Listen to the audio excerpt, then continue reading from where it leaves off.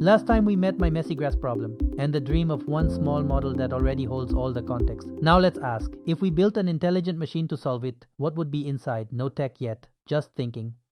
First, split the question in two. A black box that only gives you an answer. Yes, cut the grass now. That's the simpler machine. But a machine that also cuts the grass, that's a bigger thing. It needs a body, not just a brain. Any intelligent machine has three parts. A trained model, the brain that decides.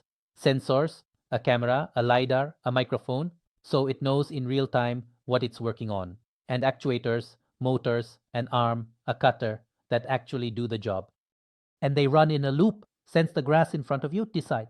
Cut here, this direction, this much. Act, the cutter moves. Then sense again. Sense, decide, act. Every robot, every intelligent machine lives inside this loop. Okay, but the brain, the trained model, where does its training actually come from? Who teaches it? Watch what's happening in factories in India right now. Companies give workers a device with a camera and sensors. A worker takes a piece of cloth, sews, and a t-shirt comes out. The device records it all. Input data, expected output, input, expected output, thousands of times. Once you have that data, you start small. Maybe a formula, maybe a tiny network. Evaluate it against real cases. It fails, keep fixing, keep perfecting, keep growing. If this doesn't fit, that will. Eventually, something works.